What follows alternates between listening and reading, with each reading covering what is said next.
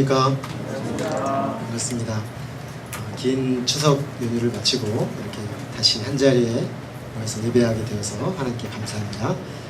오늘은 믿음 시리즈 8번째 말씀드리겠습니다. 제목은 더 나은 본향을 사모하는 믿음입니다. 잠깐 기도하겠습니다. 사랑하는 아버지 하나님, 지난 한 주 동안 각자 고향으로 돌아가서 사랑하는 가족들과 아름답고 또 행복한 시간을 보내게 하시고, 이제 다시금 주님의 이름으로 모여서 하나님 앞에 우리가 돌아가야 될 영원한 본향에 대해 생각해 볼 수 있는 귀한 은혜를 주셔서 감사합니다. 이 땅에 필연적으로 순례자여 또 나그네일 수밖에 없는 우리 인생길에서 우리가 궁극적으로 소망해야 할 것이 무엇인지 이 시간 다시금 돌아보는 시간이 되게 하시고, 하나님 앞에 우리의 소망을 새롭게 하고 또 우리의 믿음이 새롭게 되는 복된 시간이 되기를 소망합니다. 성령님께서 각분 각분의 심령 가운데 친히 말씀하여 주시기를 기도합니다. 예수 그리스도 이름으로 기도했습니다. 아멘. 우리는 어디에서 와서 어디로 가는가? 이 말은 굉장히 철학적인 질문처럼 보입니다. 사실은 이 질문은 이것은 제목이죠. 고갱이라는 화가가 그린 그림의 제목입니다. 좀 띄워주시겠어요? 이 그림인데요. 우리는 어디서 와서 어디로 가는가? 폴 고갱이라는 사람이 그냥 보면 그냥 타히티라는 고갱이 들어갔던 그 섬의 사람들의 모습을 그냥 그린 것처럼 보이지만, 사실 여기에는 인생의 출발, 아기가 누워있죠. 이렇게 태어나고 성장해서 이렇게 청소년이 되고 모습을 따고 있습니다. 그 다음에 여기 보시면 늙어서 할머니가 있는 인생이죠. 태어나서부터 돌아가는 이 인생의 어떤 시기를 보여주면서 우리 인생이란 과연 어디서부터 와서 어디로 가는가, 이런 질문을 던지고 있습니다. 중간에 보시면 이 타히티 섬의 사람들이 섬기는 신이 있고 여기 한 소녀가 있는데, 이 소녀는 폴 고갱의 딸입니다. 이 그림을 그릴 당시 고갱은 그 인생에서 가장 불행한 시점에 있었습니다. 왜냐하면 건강이 매우 악화되어 있었고 또 매우 가난했다고 합니다. 건강 악화와 빈곤, 거기다가 딸의 죽음, 저기 그림에 그려놓은 딸의 죽음이죠. 그 딸의 죽음 앞에 그는 인생의 의미를 심각하게 고민하지 않을 수가 없었습니다. 그런 상황 속에서 그는 심지어 자살까지 생각하며 인생의 심각한 고민 앞에 놓여져 있었던 것입니다. 우리가 이렇게 인생의 어려운 시기를 지날 때 자연스럽게 떠오르는 질문이 꼭 대단한 철학자가 아니어도 나는 과연 어디서부터 와서 어디로 가는 걸까? 인생이란 어디서부터 와서 어디로 가는 걸까? 이런 질문이 떠오르게 마련인 것입니다. 인생은 기본적으로 여행과 같습니다. 우리는 어디로부터 와서 어디론가 지금 가고 있습니다. 다 각자 어딘가 지금 가고 있는데, 어디서부터 와서 어디로 가느냐 하는 이 문제에 있어서는 사실 명확한 질문이 없이 사는 경우들이 많이 있습니다. 우리가 지난 한 주를 보냈는데 우리 한민족에게 있어서는 새삼스럽게 저는 이 추석 명절이 되면은 이 질문이 던져져요. 나는 어디로부터 와서 어디로 가는가? 바쁜 일상을 내려놓고 고향으로 이렇게 쫙 가지 않습니까? 막 몇 천만 명이 이동을 한다고 해요. 다 고향으로 돌아갔다가 또 돌아와가지고 일상으로 돌아와서 막 살아요. 나는 어디서부턴가 나왔는데 지금 어디선가로 가고 있는데 과연 나는 어디로부터 와서 어디로 가고 있는가? 이 질문이 새삼스럽게 던져지는 것입니다. 자, 오늘 우리가 읽은 본문은 믿음의 사람들이 바로 이 질문에 대한 답을 가진 사람들이다 라고 말씀하고 있습니다. 오늘 본문에는 본향, 우리 조선어 성경에 보니까 고향이라고 번역했습니다. 본향 또는 고향이라고 번역되는 말이 3회 등장합니다. 14절에 보면은 아브라함과 사라와 이삭, 야곱과 같은 믿음의 사람들을 일컬어서 본향 찾는 자, 고향을 찾는 사람들이라고 지칭하고 있습니다. 15절에서는 그들이 나온 바 본향을 생각하였더라면 돌아갈 기회가 있었다. 그들이 나온 바 본향에 대해 말하고 있습니다. 그리고 16절로 넘어가면 그들이 이제는 더 나은 본향을 사모하니 곧 하늘에 있는 것이다, 이렇게 말합니다. 믿음의 사람 아브라함은 그가 나온 바 본향, 곧 갈대아 우르를 떠나 하나님이 지시하시고 약속하신 땅 가나안으로 갔습니다. 제가 이 본문을 지금 반복해서 몇 주째 보고 있는데 지도를 좀 잠깐 보겠습니다. 아브라함이 태어난 곳, 그리고 그가 75세까지 자랐던 곳은 우르라는 갈대아 지방, 이 지역을 갈대아 지역이라고 하는데요. 갈대아의 우르라는 지역에 그가 살고 있었습니다. 75세까지.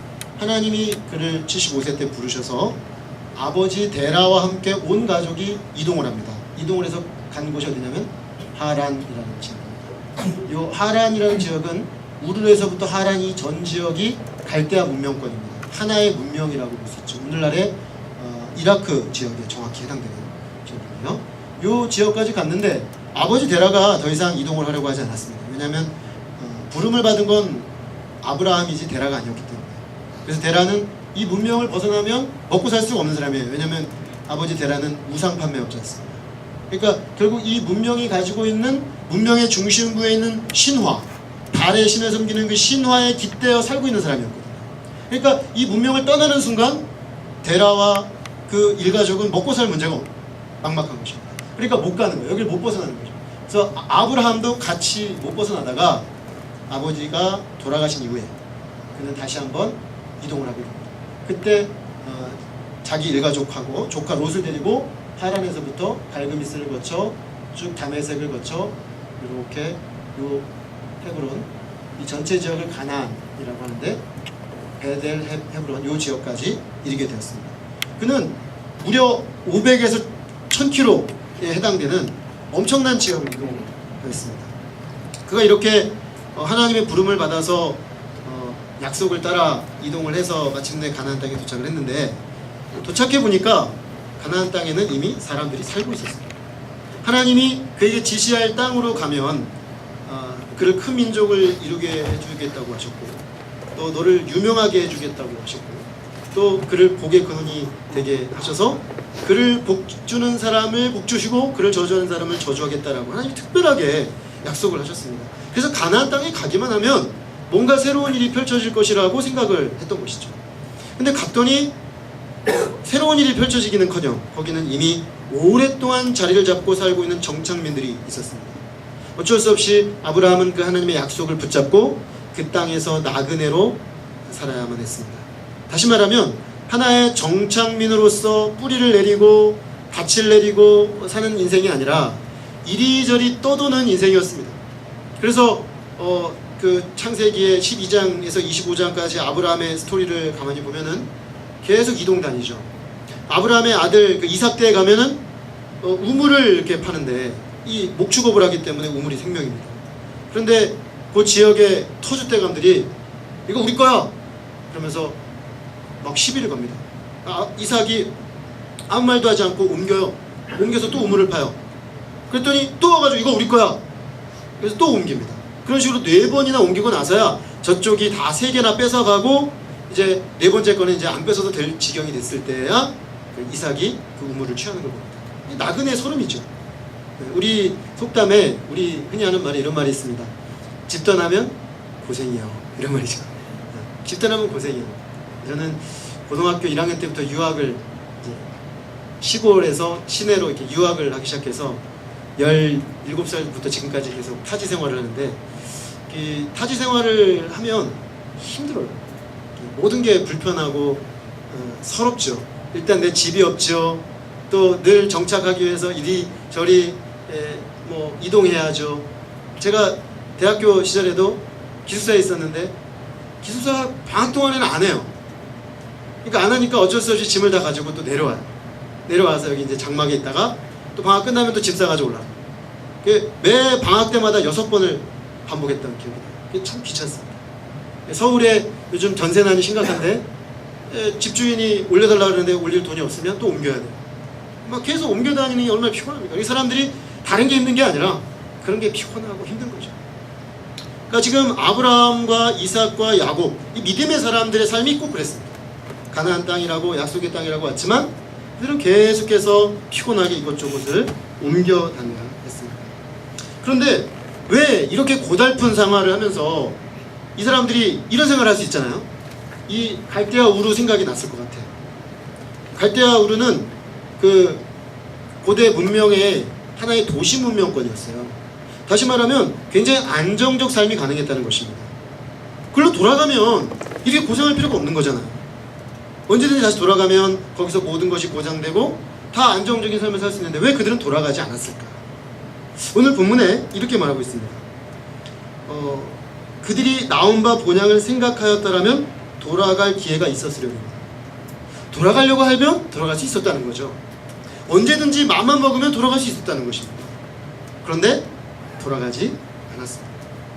창세기 24장에 보면은 아브라함이 돌아가지 않는 정도가 아니라 가나안 땅을 떠나지 않으려고 아주 필사적으로 노력했다는 것을 알 수가 있습니다. 이제 아브라함이 어렵게 아들 이삭을 낳게 되었습니다. 이삭을 낳아서 이삭이 장성한 아들이 되었습니다. 이제 결혼을 시켜야 되는데 40살이 돼서 아직 결혼을 못했어요. 그래서 장가를 보내겠다 생각을 해서 이제 며느리감을 구하는데 이 가나안 지역의 여자들을 이렇게 보니까 못 쓰겠어요. 며느리감들로 쓸 수가 없는 사람들이에요. 너무 함에 우선이지 않습니까? 굉장히 음란하고 특별히 그 가나안 지역이 굉장히 세상적인 세속화된 성적 타락이 있는 종교와 성적 쾌락이 결합되어 있는 그런 지역이에요. 그곳에 여성들이 그 성전의 종교 행사로 몸을 파는 아주 타락한 지역이었습니다. 그러니까 이런 여성들을 며느리로 들였다가는 힘들게 믿음으로 낳은 자신의 아들 이삭이 설사 자기 믿음을 지킬 수 있다 하더라도 그렇게 태어난 두 사이에 태어난 아이가 분명히 가나안의 영향을 받겠다 싶은 거죠. 그래서 가나안 여자는 안 되겠다. 이렇게 생각한 것이 하란으로 보냅니다. 왜냐하면 거기 하란까지 같이 이동했었던 그 동족이 있었거든요. 그들에게는 하나님을 경외하는 믿음의 흔적이 남겨져 있었습니다. 그래서 아브라함은 종에게 맹세를 시키고 그리로 보내요. 가서 이삭의 아내를 구해와라. 그런데 이상한 것은 이삭이 같이 안 간다는 것이죠. 아니 결혼 당사자가 가서 봐야 될 거 아니에요? 근데 이삭은 안 가요. 그냥 데려오라는 거예요. 이 말을 들은 종이 그 말을 듣고 나서 이렇게 묻습니다. 주인님, 한 가지 질문이 있습니다. 만약에 제가 여자를 찾았다고 칩시다. 그런 여자를 찾았는데 만약에 그 여자가 결혼은 하긴 하겠는데 올 생각이 없다고 하면 어떻게 할까요? 그랬더니 아브라함이 뭐라 그러냐면 그럼 그 여자는 아니야. 아니 그게 아니고 이삭을 데려가면 되지 않을까요? 이삭을 데려가서 거기서 결혼생활 하게 하면 되지 굳이 꼭 와야 되는 걸까요? 이렇게 물은 거였죠 사실. 그러면 아니야. 그런 여자는 아닌 거야. 왜냐하면 이삭은 이곳을 떠날 수가 없기 때문이죠.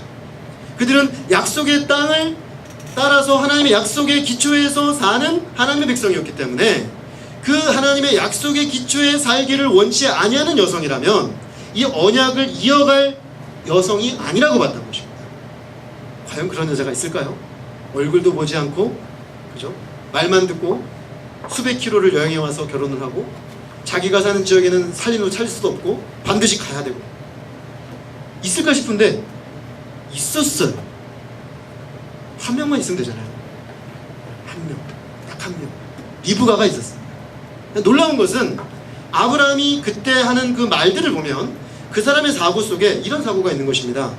하란으로도 갈대아우르로 돌아갈 생각이 없다는 거예요. 자기가 떠나온 그 땅은 마음에서 지워버렸어요. 마음에서 지워버린 것입니다. 이제 그에게는 오직 이 하나님이 주신 약속의 땅 가나안만이 그에게 남겨져 있었어요.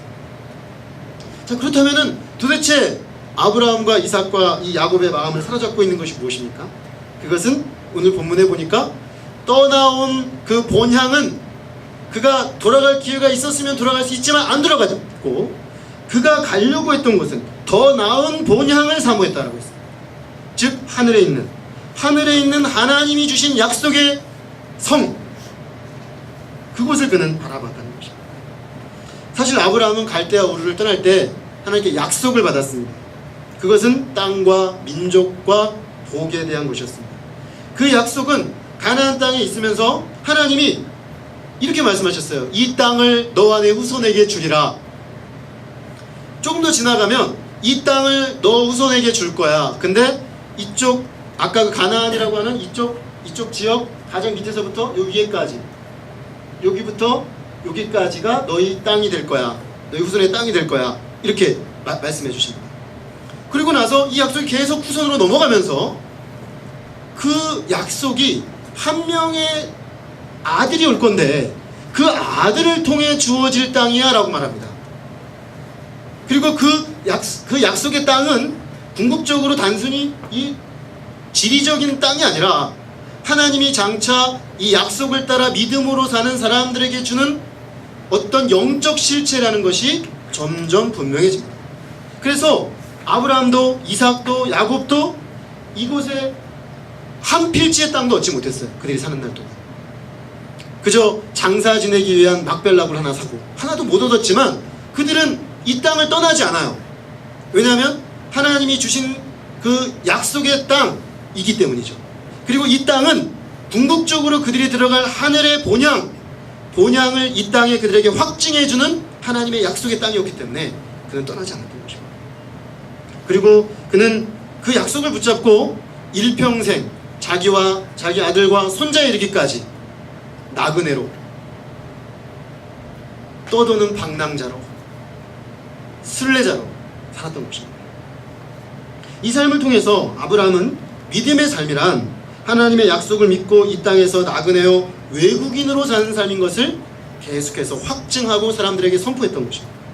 그런데 이런 아브라함에게는 궁극적 본향에 대한 소망이 있었다라고 합니다. 우리가 얼핏 보면 아브라함이 이 가나안 땅을 얻기 위해서 신앙생활을 한 것처럼 보이지만 그렇지 않다는 거죠. 그에게는 보다 궁극적인 영적 실체를 바라보는 믿음이 있었다는 것입니다. 한 번은 예수님이 유대인들하고 논쟁을 하다가 이렇게 말씀하신 적이 있습니다. 너희들이 아브라함의 자손이라는 것을 굉장히 자랑스럽게 생각하는데 그렇다면 너희들은 나를 깊이 인정해야 된다. 왜냐하면 유대인들이 예수 인정을 안 했거든요. 자기들은 아브라함의 육신적 혈통이기 때문에 예수님 믿을 필요 없다고 생각했어요. 근데 예수님은 근데 너희들 굉장히 모순되다. 왜냐? 아브라함이 나의 때 볼 것을 바라보고 기뻐했다. 이런 말을 쓰세요. 아브라함이 예수 그리스도의 때를 바라보면서 기뻐하는 삶을 살았다는 거예요. 지금 오늘 아브라함이 더 나은 본향을 사모했다는 말이 바로 그 말입니다. 아브라함은 자신에게 주신 땅과 자손과 복에 대한 약속 속에 올 메시아를 바라보고 있었어요. 예수 그리스도 올 것을 바라보고 있었어요. 그를 통해서 자기가 약속을 통해 이삭을 낳은 것처럼 수많은 믿음의 사람들을 낳을 것을 그는 바라봤던 것입니다. 그리고 그 가나안 땅이 바로 그 약속을 이루는 교두보가 될 것을 그는 받아들였던 것입니다. 그래서 그는 역사의 과정 속에서 자기의 역할은 그 땅을 누리는 것이 아니라 약속을 붙잡고 부단히 떠돌며 믿음으로 자손들을 길러내는 것이 자기 역할이라고 보고 그 역할 앞에 충성했던 것입니다. 아브라함의 마음속에는 그런 점에서 두 개의 본향에 대한 비교가 있었습니다. 하나는 그가 떠나온 갈대아 우르라는 본향이죠. 갈대아 우르. 이게 그의 마음속에 하나 있는 본향이에요. 또 다른 하나의 본향은 가나안 땅으로 상징되는 더 나은 본향, 하늘 본향, 하늘에 우리가 궁극적으로 돌아갈 하늘, 그것이었습니다. 그는 이 두 본향을 철저하게 비교함으로써 그가 떠나온 본향이 아니라 그 앞에 놓여있는 더 나은 본향을 향해 계속해서 나가기로 판단을 내렸던 것입니다. 그리고 그 판단의 기초에서 일생에 걸쳐서 그는 후퇴하지 않고 걸어서 전진하여 앞으로 나아갔던 것입니다. 비록 아브라함 안에 이런저런 시험이 없었던 것은 아니에요. 이런저런 어려움이 있었어요. 흔들릴 때도 있었고 위축될 때도 있었고 주춤할 때도 있었어요. 그러나 그는 때마다 비교했어요. 과연 내가 갈대아 우르로 돌아갈 것인가? 아니면 더 나은 본향 하나님이 주신 약속을 향해 나갈 것인가? 잘 생각해보니까 이게 맞아요. 그러니까 또 나가고 그래서 결국 그는 일생을 걸쳐서 그 약속을 붙잡고 믿음으로 사는 데 있어서 승리했던 것입니다. 비록 아브라함 안에 시험이 없었던 것이 아니지만 그는 궁극적으로 승리했다는 것입니다. 우리는 아브라함과 사라 또 이삭과 야곱 이 세 사람을 통해서 믿음은 더 나은 본향을 사모하는 것이다라는 것을 알게 됩니다.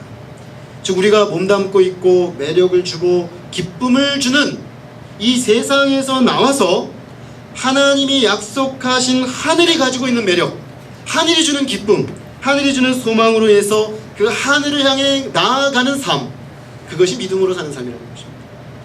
자, 이렇게 하기 위해서, 또 이렇게 사는 삶에서 궁극적으로 승리하기 위해서는 계속해서 비교를 해야 된다는 것을 알게 됩니다. 생각하고 비교하고 평가해야 한다는 것입니다. 그것은 우리가 떠나온 이 본향, 세상이라는 본향과 앞으로 우리가 믿음으로 나아갈 하늘의 본향을 비교하는 거죠. 그것을 예수님은 비용을 계산하라 라는 표현으로 말씀하셨어요. 누가복음에서 너희는 비용을 계산하라. 즉 너희가 예수 그리스도의 제자로 하늘의 복음을 얻고 사는 이 삶과 그 복음을 얻어 따라가는 삶을 살기 위해 치러야 될 대가, 두 사람을 한번 비교해봐라. 그래서 이 대가가 아무리 크더라도 이게 크다면 따라와라는 거죠. 따라와라. 이게 정말 가치가 있다면 따라오라는 거예요. 종종 우리가 이 비교를 하는 거에 대해서 생각을 많이 안 하는 경우가 있습니다. 오늘 본문에 보면은 더 나은 본향을 사모하니 이렇게 됐어요. 사모하니. 이 사모한다는 말은 거룩한 약속에 의해 나타날 하늘에 대해서 간절하고 분명하고 집중된 의지로 원하는 것입니다. 간절하고 분명하고 집중된 의지. 의지가 발동하려면 판단이 내려져요. 내가 이것이 옳다라는 판단이 있어야만 내 의지가 간절하고 집중적이고 온전하게 발동하는 것이죠. 결국 이렇게 사모하는 사람은 이 세상이 약속하는 쾌락과 이 세상이 주겠다고 약속하는 부와 이 세상이 우리에게 주겠다고 말하는 명예와 그 세상이 말하는 주목을 지속적으로 떨쳐버릴 수 있는 힘이 생기는 것입니다. 눈에 보이는 세상이 약속하는 아름다움과 손에 잡힐 듯 아른거리는 세상의 소망을 단호하게 끊어버릴 수 있습니다. 아브라함을 보십시오. 그 아들의 결혼을 문제를 해결할 때 그가 어떻게 단호한가? 아니 그러다가 아들 결혼 못하지 않을까? 이러고 아들이 결혼할 수 있을까? 이런 두려움에 빠지지 않았어요. 그냥. 아니면 말지. 아니면 말지 뭐. 더 있다 하지 뭐. 그러나 그런 믿음이 있었어요. 어떤 믿음이 있었는가? 하나님이 약속하신 것을 따라 반드시 이 약속의 씨를 이어갈 자매를 준비시켜 놓으셨다는 믿음이죠. 그는 그 본향을 바라보는 믿음 가운데 실제 자기 자녀의 결혼 문제를 신뢰했던 것이죠. 이게 믿음입니다. 이게 믿음으로 산다는 것입니다. 그래서 눈에 보이는 세상의 아름다운 여자들, 눈에 보이는 세상의 멋진 것들, 눈에 보이는 세상의 것들을 단호하게, 이건 아니야. 가나안은 아니야. 가나안은 결코 우리 약속의 백성들이 들어갈 곳이 못 돼. 함께 할 수 있는 곳이 못 돼. 라고 분명하게 선포할 수 있었다는 것입니다. 그리고 마침내 예수님께서 우리에게 가져오실 하나님 나라의 소망을 가지고 이 땅에서 지속적으로 그리스도를 닮아가는 삶에 자신을 헌신하는 것입니다. 이것이 바로 더 나은 본향을 사모하는 믿음이다. 오늘 본문은 이렇게 말하고 있습니다. 자, 그런 점에서 우리가 이렇게 아브라함처럼, 이삭처럼, 야곱처럼 이 땅에 있는 본향을 떠나 이 세상이 주는 약속을 떠나 하나님이 주시는 더 나은 본향을 향해 나아가는 믿음의 삶을 살려면 끊임없이 같이 비교하고 판단하고 생각해야 한다는 것입니다. 종종 어떤 사람들은 믿음을 맹목이라고 말합니다. 그래서 기독교 신앙을 맹목적인 사람들, 생각 없이 사는 사람들이 빠지는 것, 이렇게 말을 해요. 최근에 인터넷에 아주 이슈가 된 것이 있었는데, 서울대학교에서 그 무신론자 클럽이 만들어졌는데, 이 사람들이 하도 이단들에게 전도를 받다 보니까, 사실은 나중에 인터뷰한 걸 보니까 그 사람들이 만났던 사람들이 기독교인이 아니고 이단들이었어요. 근데 이단들이 하도 전도를 하니까 싫어가지고 명함을 만들었어요. 거기 적어놨어요. 나는 무신론자입니다. 당신들이 전하는 것에 대해서 저는 듣고 싶은 생각이 없으니까 이렇게 저는 그냥 스킵해 주십시오. 그래서 주는 거예요. 그 뒤에 보면 그들이 믿는 바 그 리처드 도킨스라든가 히친스라든가 이런 사람들의 그 저작들이 이렇게 쓰여져 있어요. 자기들은 이런 사람들이니까 건들지 마라. 근데 그 인터뷰 기사를 제가 봤습니다. 그 동아리 회장하는 대학교 3학년 23살짜리 그 핵 원자공학과 학생이더라고요. 근데 그 학생이 하는 얘기를 제가 들어보니까 다소 그 사람에게 편견이 있어요. 그게 뭐냐면 기독교 신앙은 자기들처럼 생각하는 사람들에게는 안 맞다는 거예요. 맹목적이라는 거죠. 그런데 오늘 본문을 한번 우리가 잘 보시면 과연 그런가? 기독교 신앙이 16세기의 가장 지성인 중에 한 사람인 칼빈이 그의 기독교 강요에서 이런 말을 했더라고요. 믿음은 고상한 지식이다. 지식인데요, 가장 고상한 지식이에요. 사실 이 말은 칼빈이 하기 전에 사도 바울이 했죠. 예수 그리스도를 아는 지식이 가장 고상하다. 기독교 신앙은 지식입니다. 하나님과 나를 아는 참된 지식의 문제예요. 그러니까 지식의 문제이기 때문에 알미기 때문에 생각해야 해요. 판단해야 해요. 그리고 이것이 정말 가장 고상한 것인지 가장 가치가 있는 것인지 판단을 내려서 그러하다면 걸어가는 것이죠. 그래서 예수님은 비용을 예산하라고 하신 것이죠. 믿음은 사실상 끊임없는 가치 판단의 연속입니다. 믿음은 우리가 떠나온 본향, 내가 버린 이 세상, 내가 지금 소망 두지 않는 이 세상과 내가 소망을 둔 예수 그리스도와 그의 나라에 대한 비교를 통한 가치 판단을 해야 됩니다. 그래서 이것이 정말로 가치가 있다면 한 발 또 내딛는 것입니다. 그렇지 않다면 우리가 왜 이렇게 살아야 하는가? 라는 질문이 반드시 던져져야 하는 것입니다. 자, 사실 이런 얘기를 하면 이렇게 대답하는 분들이 있을 수 있어요. 뭐 그렇게 비교하는 게 뭐 그렇게 어렵겠습니까? 비교해서 예수님 믿는 게 더 나으면 가면 되죠. 쉬운 거 아닙니까? 이렇게 생각할 수 있습니다. 물론 우리의 삶이 쾌속선을 타고 순풍에 돛단 듯이 쫙 미끄러져 내려가면 뭐 얼마나 좋겠어요. 최근에 제가 추석 명절이라 집에 가서 아이들이랑 TV를 보는데 바다다? 무슨 그런 프로가 나와요. 네? 바라던 바다 이런 프로가 나왔어요. 연예인들이 그 배를 타고 마라도로 가는 스토리예요. 근데 처음에 해가 너무 맑고 그냥 바람이 촉촉하게 불어주고 도출 좌편이가 그냥 쫙 가요. 막 콧노래를 부르며 다들 너무너무 행복해요. 근데 그 중간 기착지에 도달해야 되는데 도착해가지고 엔진이 고장납니다. 그래가지고 밀려나가지고 빙빙빙빙 도는데 이 사람들이 막 짜증이 나기 시작하고 화가 나기 시작하고 불안해지기 시작하고 막 그런 거예요. 어떤 생각이 듭니까? 괜히 탔다. 이 배 괜히 탄 거 아니야? 바라던 바다인데 이게 바라던 바가 아니에요. 그러니까 마치 그거 같은 거죠. 우리가 예수님을 믿고 쾌속선 타고 착착착착 나갈 때는 내가 이 길을 선택하길 잘했어. 내가 믿음으로 살길 잘했어. 정말 믿음으로 살아야지. 주님이 우리의 참된 소망이야. 이렇게 말하지만 정말 우리 길이 험난해지고 어렵고 믿음의 삶을 살려고 하는데 옆에서 우리를 끌어내리려고 하고 방해하고 그러면 어떻겠습니까? 난 너무 힘든데 보니까 내가 떠나온 그 본향에 여전히 살고 있는 친구들을 보니까 편하고 쾌적하고 안락하고 쉬워 보인단 말이에요. 뒤로 돌아가고 싶은 마음이 불같이 일어나지 않겠습니까? 바로 그때 뒤로 돌아가고 가야 될 이유들이 수도 없이 생기는 바로 그때 우리로 하여금 한 발 더 앞으로 더 나은 본향을 향해 나아가도록 만드는 것이 무엇입니까? 그것은 바로 우리가 떠나온 본향의 영적 실체를 정확히 인식해야만 가능합니다. 철로역정이라는 그 책에 보면은 그 주인공이 크리스찬이 나오는데 이 크리스찬이 천국을 향해 이렇게 나아가는 이야기죠. 철로역정, 하늘길을 걸어가는 여정이다 그런 뜻입니다. 근데 하늘길로 이렇게 가는데 끝까지 요단강까지 건너서 가는데 이 사람이 왜 이 여행을 시작하는가?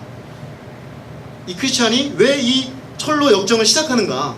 그 처음 부분에 보면은 그 사람이 살고 있는 도시가 어떤 곳인지를 깨달았을 때라고 했어요. 그가 살고 있는 도시는 장망성입니다. 장망성. 왜 장망성이냐면 장차 망할 성. 장차 하나님의 심판에 의해 불에 태워져 없어져 버릴 심판받을 도성에 자기가 살고 있다는 것을 그가 깨달았을 때 그가 떠나기로 결정합니다. 왜냐? 여기 있으면 망하니까. 여기 있으면 심판받으니까요. 그래서 그는 하늘길을 향하여 순례의 길을 떠나는 것입니다. 바로 이것입니다. 우리는 우리의 죄와 벗하고 우리의 본성대로 사는 이 세상의 삶이, 그래서 내 본성대로 살고 죄악대로 살고 이 세상과 짝하고 세상을 벗하며 사는 삶이 좋아 보이지만 사실은 장망성이라는 것이죠. 하나님의 공의대로 심판 아래 있는 세상이라는 것이죠. 그것이 정말 깨달아질 때 우리는 이 세상에서 떠나게 되는 거예요.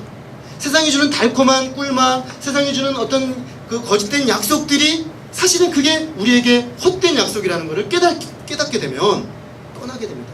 초기같이 버리게 돼요. 아, 내가 여기다 죽는구나, 살 길을 찾아 가야겠구나 라는 것이죠. 그리고 하나님이 우리에게 약속하신 의와 평화와 생명의 영원한 하나님 나라를 향해 발을 내딛게 되는 것입니다. 이것을 확인시켜주는 것이 무엇입니까? 그것은 바로 하나님 말씀입니다. 그리고 우리가 하나님 말씀을 들을 때 성령께서 감동함을 주시죠. 아, 세상이 이런 것이었어? 아, 나라는 존재가 이런 존재였어? 하나님이 이런 분이셨군요. 깨닫게 되는 것이죠. 말씀을 들을 때. 그러면서 내가 지금까지 벗하며 얻으려고 몸부림치며 살아왔던 것들이 사실은 나를 망하게 하고 나를 헛된 곳으로 인도하고 나를 비참하게 만든다는 사실을 깨닫고 버릴 수 있게 되는 것입니다. 그리고 영원한 소망 되신 예수 그리스도와 그가 이 땅에 가져오실 하나님 나라를 향해서 나아가게 되는 것입니다. 그것을 깨닫게 하시는 분이 바로 성령님입니다. 그러므로 우리는 하나님의 말씀을 성령님의 도우심을 통해 지속적으로 깨달아가야 되는 것입니다. 그럴 때 그 성령의 감동하심과 조명함을 통해서 우리는 바른 판단을 지속적으로 할 수 있게 됩니다. 이 판단은 우리가 믿음의 철로를 걸어가는 철로 역정 내내 필요합니다. 그 크리스찬이 길을 가다가 보면 계속 옆길로 새는 일이 벌어집니다. 어떨 때는 의심이라는 친구가 짝을 하고, 어떨 때는 절망거인, 그죠? 절망이라는 친구가 절망거인의 성으로 끌고 들어가요. 그래서 길 이탈합니다. 끊임없는 유혹과 어려움들이 산재해 있는 곳이에요, 이 철로 역정. 그런데 그때마다 그가 탈출하는 것은 하나님의 말씀, 말씀이 주는 소망, 말씀이 주는 빛, 그게 그를 비추면 다시 원위치로 돌아오는 것이죠. 그렇기 때문에 우리가 이 하나님의 길, 철로를 걸어가려면 하나님의 말씀을 나침반으로 삼아 그 나침반된 말씀이 살아있는 능력으로 우리에게 들어오는 성령의 도우심이 절실하게 필요한 것입니다. 청년의 때는 눈으로 보고 귀로 듣는 것, 또 피부로 느끼는 촉각, 이게 쉽게 끌리는 때입니다. 눈에 끌리죠, 눈에. 여러분, 눈에 좋은 것에 매력을 느끼지 않습니까? 귀에 감미롭게 들려오는 음악들이 여러분들에게 매력을 주지 않습니까? 그죠? 뭔가 접촉하며 느끼는 것들이 굉장히 강하게 끌려옵니다. 아닌가요? 사실 그래요. 근데 사실 20대 때는 그걸 잘 몰라요. 자기들이 그렇다는 사실을. 제가 이제 40으로 들어섰는데 감각이 점점 이제 슬슬 이제 무뎌지는 걸 느껴요. 제 자신이 조금씩 느끼고 있습니다. 아, 몸의 변화가 오고 있구나. 몸의 변화가 오고 있으니까 한편으로는 안 좋은데 한편으로는 좋아요. 어떤 점이 좋냐면 육체의 요구에 대해서 약간 더 무뎌지는 것 같아요. 젊었을 때 20대 때는 얼마나 이게 제가 반응이 빨랐는지 모르겠어요. 눈에 들어오는, 특히 시각적 자극이 참 약했던 것 같아요. 그래서 시각적 자극 때문에 죄를 많이 짓죠. 우리가 듣는 것 때문에 또 죄를 많이 짓죠. 그래서 늘 이런 것들이 끌려서 삽니다. 그래서 그게 끌리는 게 문제가 아니라 그거를 가지고 판단해요. 눈으로 보이는 것으로 판단하고 귀로 들리는 것으로 판단하고 느껴지는 것으로 판단하기 때문에 오판을 한다는 것입니다. 그래서 여기가 더 좋아 보여요. 우리가 떠나온 본향이 더 좋은 것 같아요. 왜? 내 눈의 자극이 더 매력적이에요. 육신의 정욕과 안목의 정욕과 이생의 자랑이 그냥 내 피부를 푹푹 뚫고 들어와요. 그러니까 여기가 더 좋은 것 같아요. 주님 따라가다가도 내가 잘 가고 있나? 내 오감이 주는 그 판단이 흔드는 거죠. 믿음의 판단이 흔들리는 거예요. 그래서 이러다가 망하지 않을까? 저렇게 멋지게 살고 있는 저 사람들처럼 살아야 되지 않을까? 뭐 이런 비교를 자꾸만 하게 되는 것입니다. 자, 이런 청년들에게 시편 119편 9절은 이렇게 묻습니다. 청년이 무엇으로 그 행실을 깨끗하게 하리까? 친절하게 바로 답이 나옵니다. 주의 말씀만 지키리 따름이니까. 내가 전심으로 주를 찾았사오니 주의 계명에서 떠나지 말게 하소서. 청년이 무엇으로 그 영혼을 깨끗게 할 수 있겠습니까? 청년이 무엇으로 우리 오감을 통해 뚫고 들어오는 오판의 길로 가지 아니하고 영원한 하나님의 더 나은 본향을 향해 끝까지 나갈 수 있게 되는 것입니까? 하나님의 말씀, 그 말씀을 전심으로 사모함으로 말씀에 완전히 붙잡힌 바 될 때에만 우리의 그 오감으로 들어오는 것들을 판단하고 말씀에 기초해서 본향을 향해, 하나님이 우리를 이끌어 가시는 영원한 본향을 향해 나아갈 수가 있다는 것입니다.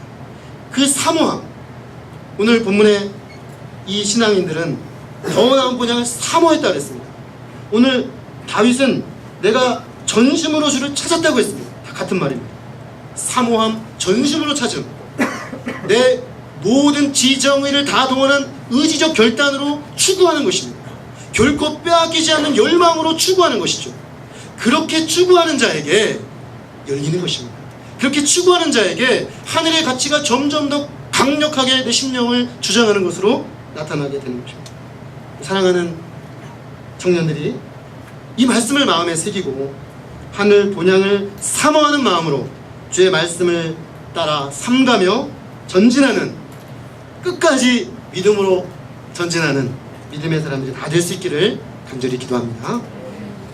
자, 그렇다면은 더 나은 본향을 사모하는 믿음으로 사는 것은 어떻게 사는 것입니까?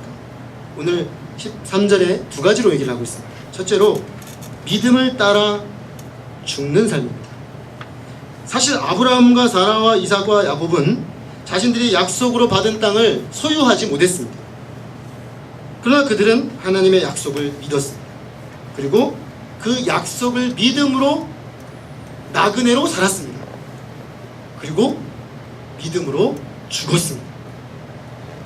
그들은 그들의 손에 쥐어지는 것이 하나도 없었지만 믿음으로 살고 믿음으로 움직이다가 믿음으로 죽었습니다. 여기에 대단한 메시지가 있습니다.